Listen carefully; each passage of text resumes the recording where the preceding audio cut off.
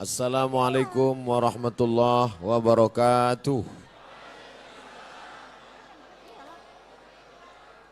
Bersyukur kita kepada Allah Subhanahu wa taala dengan senantiasa mengucapkan alhamdulillahi rabbil alamin.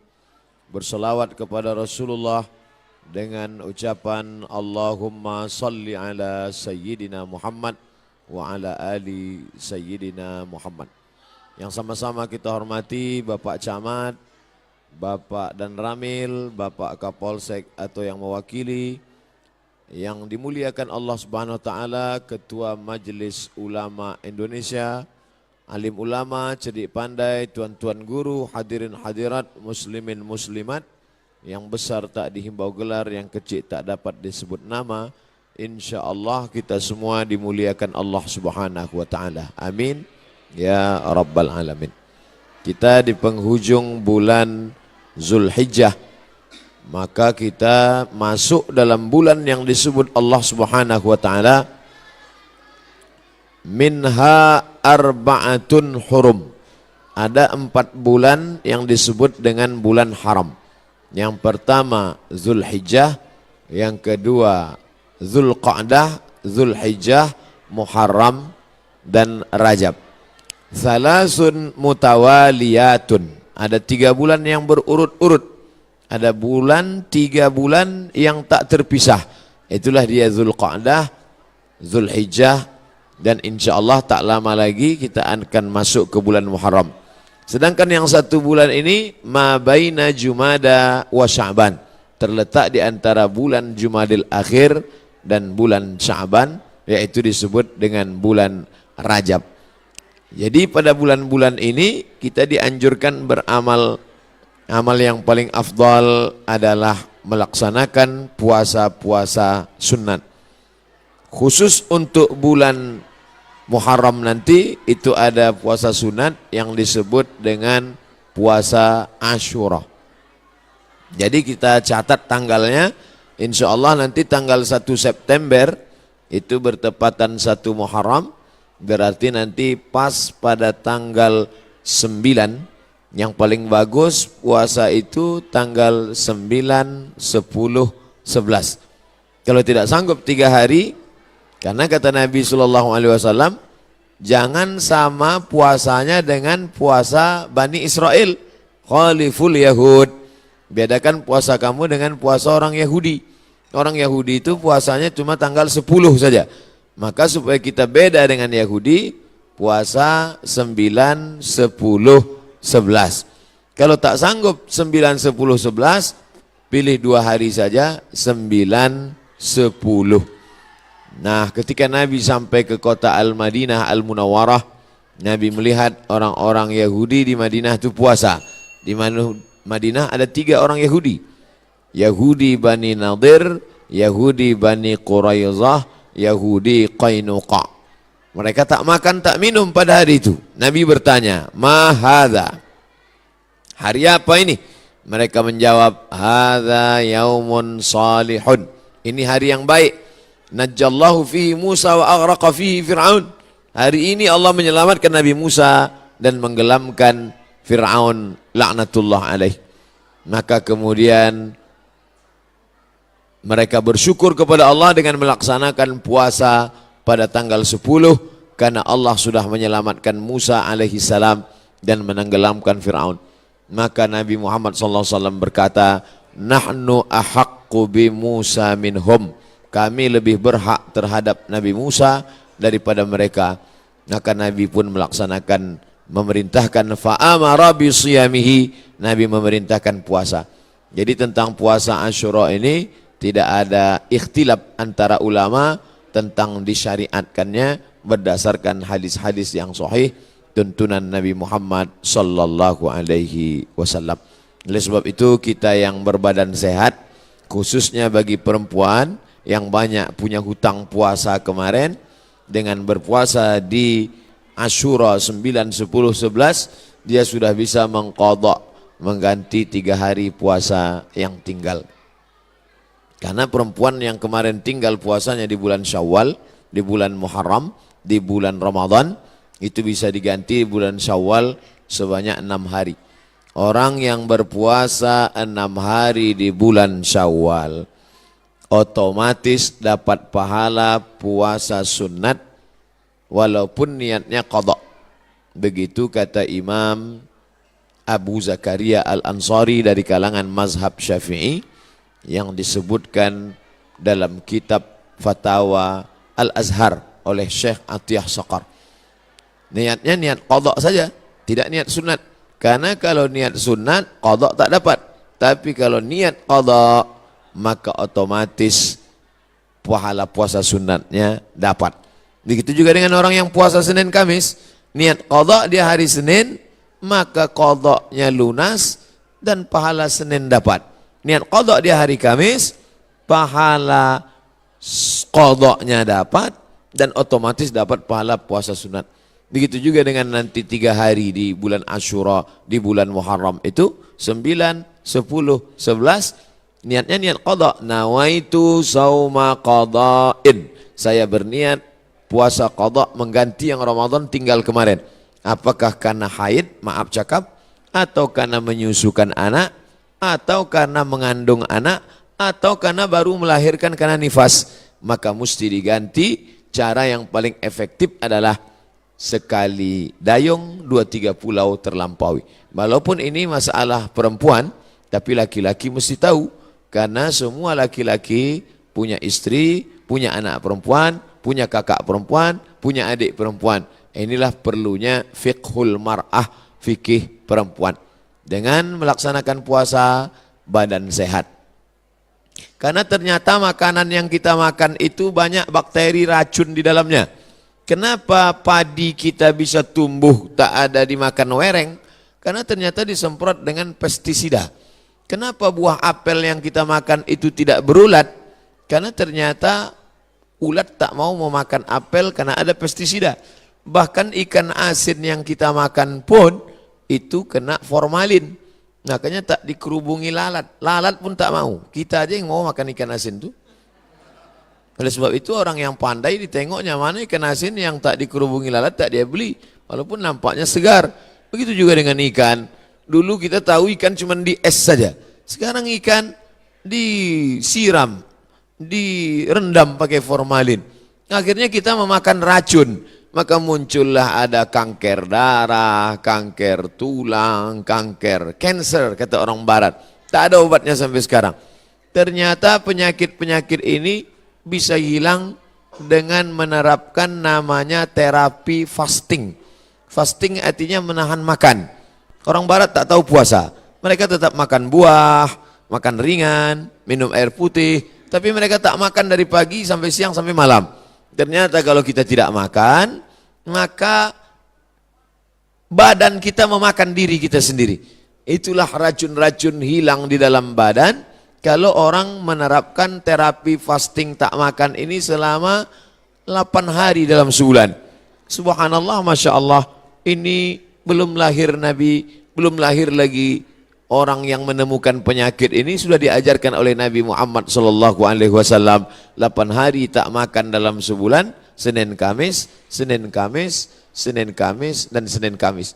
Maka siapa yang melaksanakan puasa Senin Kamis, tapi yang lebih bagus lagi adalah lebih banyak daripada Senin Kamis. Karena kalau Senin Kamis cuma 8 saja. Tapi yang lebih banyak daripada itu adalah 15 hari. Ahabbus saum ilallah saumi Daud. Puasa yang paling disukai Allah adalah puasa Nabi Daud alaihi salam. Yasumu yauman, puasa hari ini, makan besok. Puasa hari ini, makan besok. Adapun saya menyampaikan tentang puasa ini karena kebetulan kita di hari baik, bulan baik. Bukan berarti saya sedang puasa, tidak. Nah, jadi jangan nanti ketika diajak makan, Ustadz tuh cuma pandai ceramah aja itu. Buktinya dia makan juga. Ini pun ceramah ini tak terlalu lama, karena tadi saya dapat kabar cepat sikit, kepiting ini udah mau lari gitu. Bapak Ibu yang dimuliakan Allah Subhanahu wa taala, oleh sebab itu nampaknya di masa akan datang tak bisa lagi kita ceramah dalam masjid, mesti dibuatkan pentas karena jamaah mengamuk-ngamuk. Ini kalau dipeturutkan betanggalan pintu-pintu masjid ini nanti lama-lama. Saya beberapa tablik akbar nih saya minta supaya di dalam masjid Karena kalau di keramaian ini dibuat pentas, orang ramai, tak semuanya senang. Banyak juga yang takut nengok orang banyak. Nah, jadi maka saya minta ke panitia dalam masjid aja, biar supaya tenang, lebih sejuk. Rupanya masyarakat tak bisa dibendung. Nah, inilah buktinya, tengok melimpah ruah. Kasihan, di masa akan datang nanti panjang umur, sehat badan, kita buat di stadion lapangan sepak bola. Untuk hari ini sabar-sabarkan aja dulu. Nah, jadi yang di luar menengok, tengok aja lah layar TV itu sama macam menonton TV One hari biasa. Nanti saya sampaikan, selesaikan dulu pesan-pesan ini. Setelah itu nanti saya jawab beberapa pertanyaan. Setelah itu kami pun akan langsung menuju airport karena saya akan berangkat pulang. Ini tausiah yang terakhir. Mudah-mudahan tausiah yang terakhir ini yang terbaik insyaallah. Jadi intinya pulang nanti Bapak Ibu sekalian, Bapak-bapak sampaikan pesan ke istrinya supaya mengganti puasa. Nanti kalau ada yang bertanya apa isi ceramah Ustaz Somad tadi, supaya kau ganti puasa. Karena suami disuruh Allah, ya ayyuhalladzina amanu, wahai para suami, qu anfusakum, jaga dirimu, wa ahlikum, istrimu, anakmu, naro, jaga dari api neraka, yaitu dengan melaksanakan puasa. Ibu-ibu, perempuan-perempuan banyak tahan makan, tahan minum. Apa nama programnya? Diet. Dia mau diet, kurus. Diet, tahan makan, tahan minum. Tapi orang diet tak dapat pahala. Tapi kalau orang puasa, dua-duanya dapat. Pahala dapat, qadha lunas, pahala sunat dapat, diet menyusul. Dengan syarat jangan diganti di waktu malam. Karena banyak juga mengkodok puasa di waktu siang, mengkodok makan di waktu malam. Nah, tak dapat apa-apa. Oleh sebab itu maka badan sehat, otak sehat, orang yang sedang melaksanakan puasa menanamkan takut kepada Allah Subhanahu wa taala. Takut menganiaya orang, takut menengok yang haram, takut membicarakan aib orang. Kalau sedang puasa Asyura itu nanti mana ada orang mau membicarakan aib orang lain? Ibu-ibu yang ditelepon kawannya cerita tentang tetangga, anak si fulan, istri si fulan, tak mau dia bicara.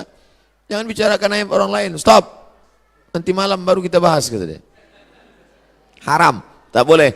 Man lam yada qaulaz zur, siapa yang tak meninggalkan cakap kotor, cakap yang tak baik, membicarakan aib orang lain, menganiaya, falaisa lillahi hajatun fi ayyada'a ta'amahu wa syarabahu. Tak ada gunanya dia tahan makannya, dia tahan minumnya, kalau tidak menahan cakap kasar, aib, ghibah, namimah. La yadkhulul jannatan lamamun, tak masuk surga orang yang membawa-bawa cakap orang. Cakap si A tentang si B, disampaikan oleh si B kepada si C, beradu kepala si B dengan si C gara-gara si B. Oleh sebab itu dalam hadis dikatakan, Nabi membelah pelepah kurma, Nabi tusukkan ke suatu makam. Sahabat heran, kenapa kau tusukkan pelepah kurma itu ya Rasulullah?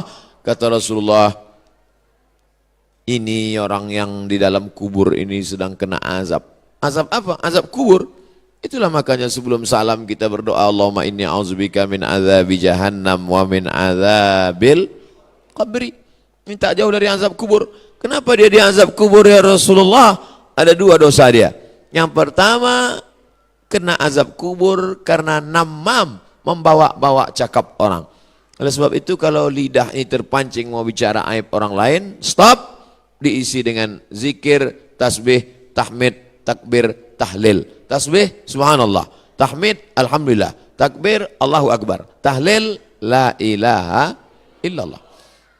Kalimatani, dua kalimat.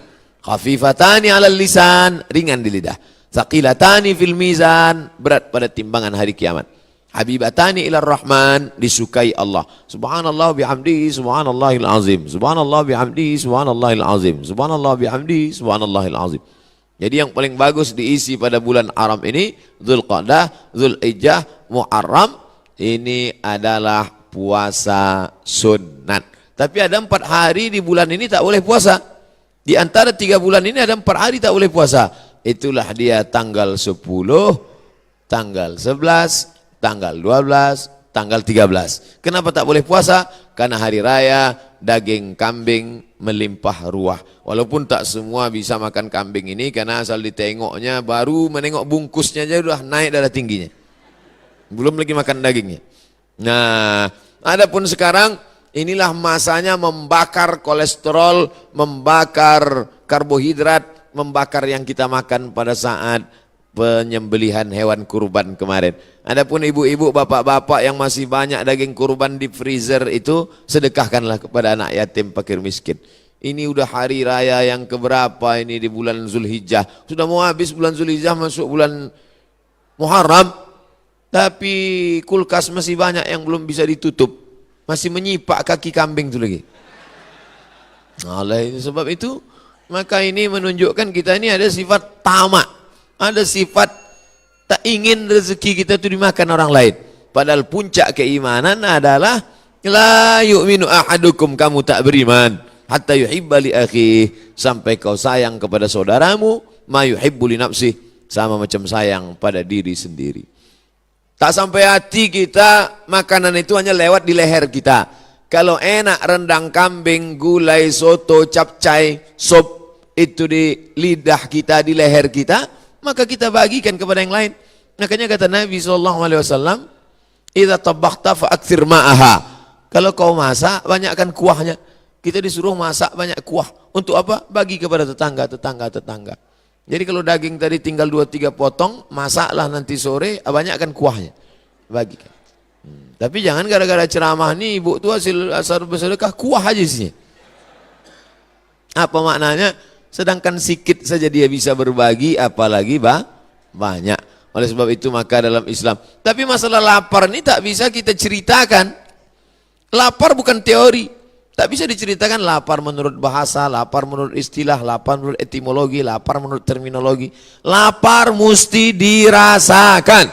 Setelah kita rasakan lapar itu, maka muncullah rasa berbagi. Lapar Ramadan sudah lupa, udah agak lama. Ramadan, Syawal, Zulqa'dah, Zulhijjah, 5 bulan setelah itu datang kita disuruh mengingat lapar lagi. Itulah dia lapar 3 hari, tanggal 9, tanggal 10, tanggal 11. Ngaji jangan cuma pengajian aja. Pengajian nonton TV, pengajian di YouTube, pengajian sekarang live langsung, cukup. Jangan sekedar pengajian tapi langsung diamalkan. Pulang dari sini ambil spidol, tengok mana kalender, tanggal 9, tanggal 10, tanggal 11, garis di bawah puasa Asyura. Andai maaf cakap, pas tanggal 9, 10, 11 dia haid, maka dapat tetap pahalanya karena sudah ada niat. Innamal a'malu binniat. Ibu kenapa tak puasa? Oh, mohon maaf, saya sedang halangan. Tapi niat sudah sampai. Adapun laki-laki tak ada alasan. Kau kenapa tak puasa? Aku niat aja sudah sampai. Anda tetap laksanakan. Maka bapak membangunkan istrinya. Rahimallahu mar'an, Allah merahmati laki-laki yang membangunkan ahli bait keluarganya supaya mengingatkan dia puasa besok. Bu, Omak si Pulan, besok puasa, ganti puasa qadha kau yang tinggal Ramadan kemarin. Begitulah beruntungnya kalau punya suami solehah. Kalau punya suami soleh, istri solehah. Tapi kalau dapat laki Fir'aun, tak mau tahu dia. Sholat kau sembahyang, tidak sembahyang bukan urusanku, puasamu bukan urusanku. Padahal dalam Islam diajarkan kita ini mesti menjaga orang yang ada di sekitar kita. Keluarga, tetangga, sahabat, kerabat. Wa anzir ashiratakal aqrabin. Berikanlah peringatan kepada keluarga-keluarga yang dekat. Ini penting sekali tentang masalah puasa ini. Semua penyakit berawal dari lambung. Semua penyakit berawal dari lambung. Oleh sebab itu maka kosongkan lambung, hilangkan bakteri. Coba tengok iklan di TV. Dari bakteri di dalam lambung itu muncul penyakit gula darah, muncul penyakit diabetes, muncul penyakit jantung koroner, muncul penyakit kanker, muncul penyakit makanan. Bagaimana supaya cara makanan tadi hilang? Ini diperbanyak puasa sunat. Bagi yang sudah puasa sunat, alhamdulillah. Bagi yang mencoba, mudah-mudahan disampaikan Allah Subhanahu wa taala niatnya sampai akhir. Jangan takut nanti puasa sunat badan lemas, puasa sunat kecuali dia pekerja berat. Pekerja berat tidak dianjurkan puasa sunat karena dia mencari nafkah. Bapak-bapak dari tentara, kepolisian, dia berat tugas. Polisi lalu lintas. Kalau dia puasa tak sanggup. Jangan untuk menangkap, mengembus semprit itu tak sanggup. Sedangkan ini tugas negara. Tugas ini wajib. Sedangkan ini sunat. Jangan didahulukan yang sunat, meninggalkan yang wajib. Pegawai kantor camat disuruh duduk, pelayan masyarakat dari pagi sampai sore duduk. Tidur pula di musola. Orang mau ngurus KTP, akte kelahiran, perpanjangan segala macam, mana pegawainya? Tidur di musola. Kenapa? Puasa sunat, makan haram. Karena dia digaji oleh negara, APBN, APBD untuk melayani masyarakat. Bekerja itu wajib, sedangkan puasa ini sunat. Ini kalau ada orang model begini, ini orangnya alim tapi jahil. Alim kok jahil? Semangat beribadahnya kuat, tapi tidak punya ilmu pengetahuan. La ilaha illallah. Tapi tengok pangkal ayatnya, fa'lam annahu la ilaha illallah. Apa makna fa'lam? Berilmu. La ilaha illallah penting, tapi ada ilmu tentang la ilaha illallah. Siapa itu Allah? Awaluddin ma'rifatullah. Perkara pertama dalam agama ini adalah mengenal Allah. Wujud, qidam, baqa, mukhalafatul hawadis, qiyamuhu binafsi, wahdaniyah, qudrat, iradat, ilmun, ayat, sama, basar, kalam, kaji, sifat 20, mengenal Allah subhanahu wa ta'ala. Akidah pokok pangkal yang pertama. Setelah akidahnya kuat, barulah ibadah. Salat, puasa, zakat, haji, umrah, zikir, baca Quran. Tapi ada ibadah dalam hati. Salat nampak, Allahu Akbar. Haji paling nampak. Setahun lagi mau haji, kendurinya dari sekarang. Sudah balik haji, pakai sorban, pakai jubah, ditulis pula di pangkal nama, haji. Kalau tak ditulis pakai spidol, tak mau datang undangan. Tapi ada ibadah dalam hati tak nampak. Apa dia? Ridha. Apa dia? Qanaah. Apa dia? Sabar. Mana nampak orang ridha? Ridha itu artinya menerima ketetapan Allah subhanahu wa ta'ala. Termasuklah ibu-ibu yang di luar ini semuanya adalah orang-orang yang ridha. Tak nampak ustaz tu tak apa-apalah. Suaranya pun jadilah. Adapun tadi yang sempat unjuk rasa itu sekarang udah agak ridha sikit. Nanti setelah kita masuk ke dalam surga, ditanya oleh Allah, surga kalian sudah dapat, makanan kalian sudah dapat, sungai taman-taman mengalir sudah dapat, maza turidun, penghuni surga kalian mau apa? Penghuni surga menjawab, ridhaka. Ada satu yang kami belum dapat, ridha engkau ya Allah. Karena yang mendapatkan ridha Allah adalah orang-orang yang ridha di dunia, menerima ketetapan Allah subhanahu wa ta'ala. Nah, jadi yang di luar ini udah ketetapan Allah, terima aja lah nih. Gitu cara menenangkan orang yang di luar-luar nih. Saudara yang dimuliakan Allah subhanahu wa ta'ala, meninggal keluarga kita, datang musibah silih berganti, menetes air mata, menangis boleh. Karena Nabi pun ketika sahabatnya meninggal dunia, namanya Utsman ibnu Maz'un, menetes air matanya jatuh ke pipi, jatuh ke jenggotnya, jatuh ke pipi Utsman bin Maz'un yang jenazah sedang dipegangnya. Itu dalil menangis boleh. Yang tak boleh itu meratap. Meratap itu apa? Mengutuk nasib. Seorang suami meninggal, meratap istrinya. Abang, kenapalah kau yang mati, kenapa tak laki si anu? Laisa minna man darabal khudud wa syaqqal juyub. Siapa yang memukul-mukul pipi, merobek-robek kantong, mencakar-cakar kepala, menarik-narik rambut, bukan umat Muhammad sallallahu alaihi wasallam. Makanya banyak ibu-ibu zaman sekarang karena sudah pengajian disampaikan ustaz, jangan mukul-mukul pipi, jangan tarik-tarik rambut, ridha menerima ketetapan Allah. Pas meninggal suaminya, diam aja dia. Meninggal suaminya, diam aja. Ibu tak menangis suaminya meninggal? Enggak Pak Ustaz. Kenapa? Udah lama aku tunggu katanya.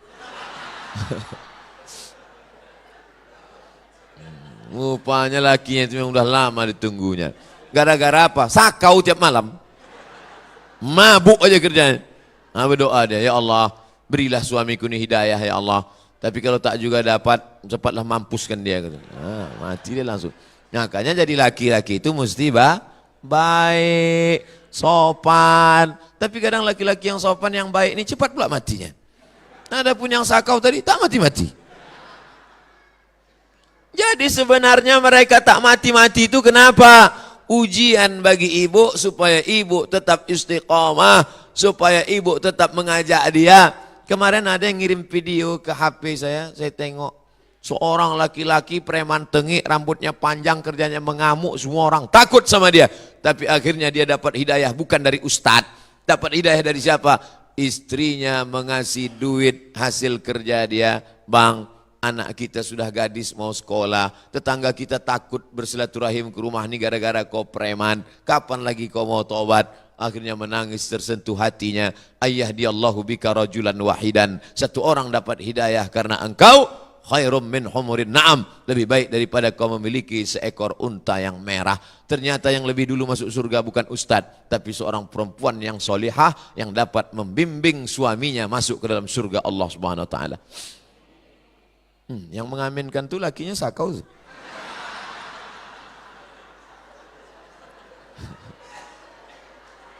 Ini dunia ini sudah terbalik sekarang. Padahal yang biasanya disampaikan tuan-tuan guru adalah suami yang membawa istri dan anak ke jalan surga. Tapi memang dunia udah mau terbalik-balik sekarang. Tak jelas tah mana kiper, tah mana back. Kacau balau. Dalam hadis disampaikan bahwa yang menyiramkan air ke wajah istri itu suami. Adinda, masak sahur ya, kita puasa besok. Adinda, kita sholat sunat. Adinda, sholat tahajud. Aslinya begitu. Zaman sekarang terbalik. Bini itu pula membawa ember. Bang, abang bangun tidak?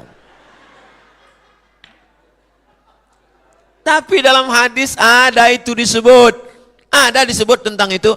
Rahimallahu mra'atan, Allah memberikan rahmat kepada perempuan, aiqazat zaujaha, yang membangunkan suaminya. Saya lama merenung itu. Allah merahmati seorang perempuan yang membangunkan suaminya. Apa betul ini ada? Rupanya ada di zaman sekarang. Dari mana Ustaz tahu? Jamaah mengadu. Lakiku Ustaz, kalau tak ku tembak pakai pistol tembak-tembakan air tak bangun. Belinya tembaknya untuk bangun sholat. Masya Allah, tabarakallah. Ada perempuan baik, solihah, tapi lakinya tak baik. Disebutkan dalam Quran. Siapa itu? Asiyah. Doa Aisyah tak ada dalam Quran. Doa Khadijah tak ada dalam Quran. Doa Fatimah tak ada dalam Quran. Tapi doa Asiyah, istri Fir'aun ada. Rabbi bnili indaka baitan fil jannah. Ya Allah, bangunkan untukku satu rumah dalam surga. Wa najjini min fir'auna wa amalihi. Selamatkan aku dari Fir'aun dan perbuatannya. Wa najjini minal qaumiz zalimin. Selamatkan aku dari orang yang zalim. Ibu, kalau bapak tu tak sembahyang, kalau bapak tu mabuk, kalau bapak tu minum kamput, ibu baca itu sering-sering, insya Allah 2 gendangnya. Kalau tak tobat, tenggelam dia di Laut Merah. Kenapa tiba-tiba Ustadz ceramahnya isinya tentang istri yang baik, suami yang tak baik? Tak tahu, itu aja terpikir dalam kepala saya. Mungkin karena menengok sebelah kanan banyak ibu-ibu, sampai ke ujung jalan. Di depan pula ibu-ibu, di kiri ini bapak-bapak. Masya Allah, tabarakallah. Kalau pergi ke Jabal Rahmah, jangan lupa membawa gula. Sudah lama saya ceramah, baru inilah masuk dari jendela.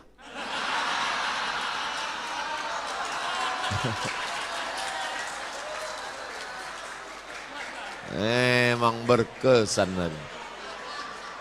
Pala masuk, di bawah orang itu masuk dari jendela.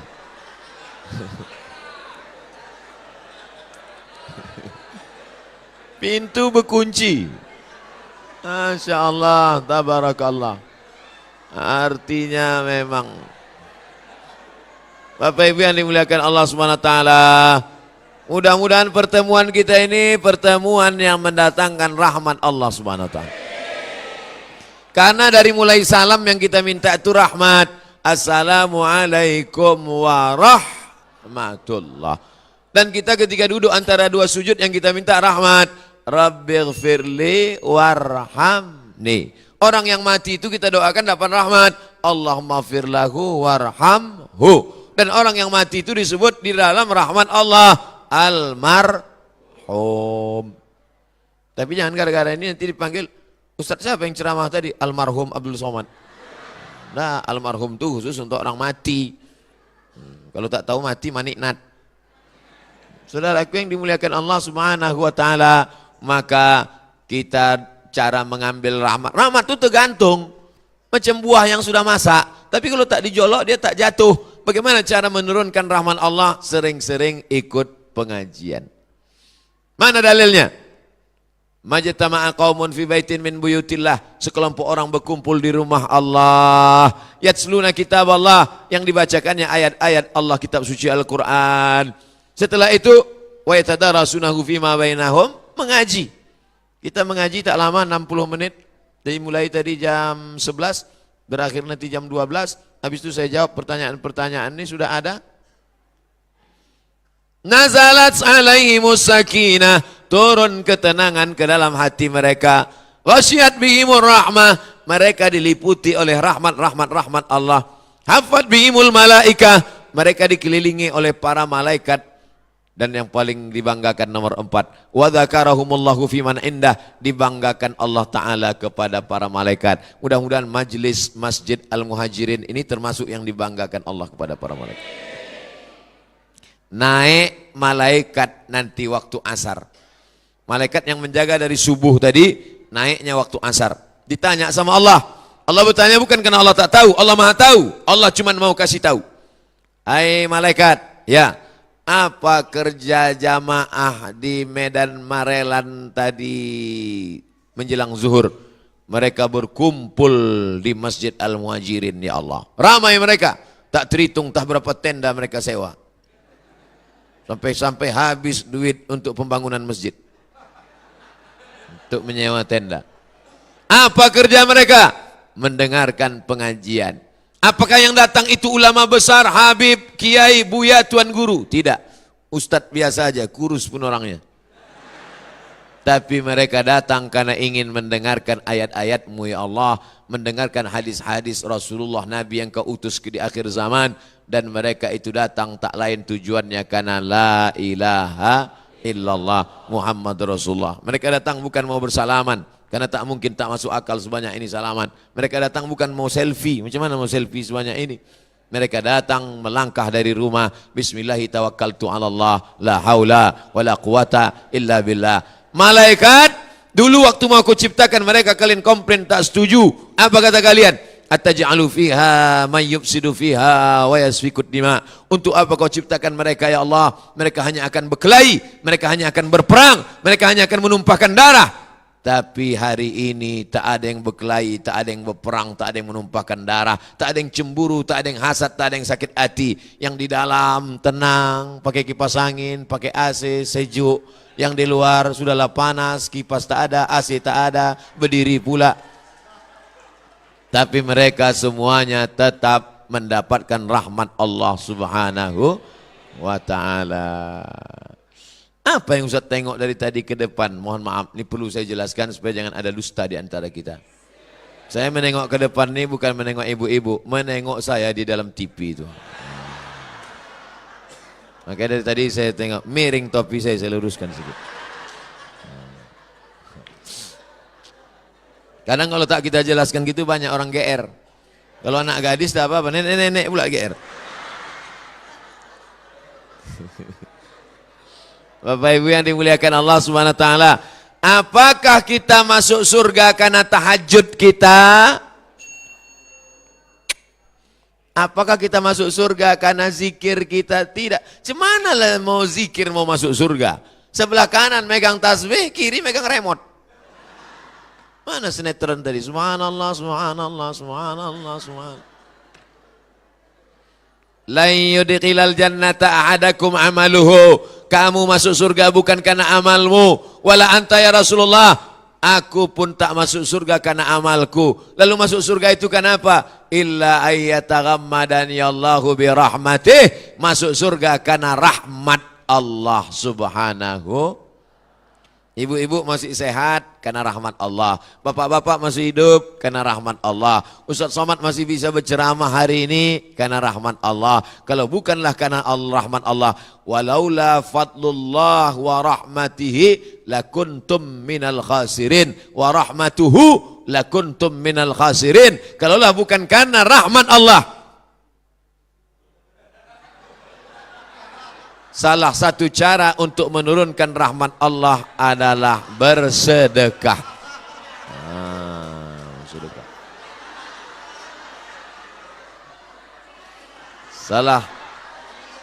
Salah satu cara menurunkan rahmat Allah adalah dengan cara bersedekah.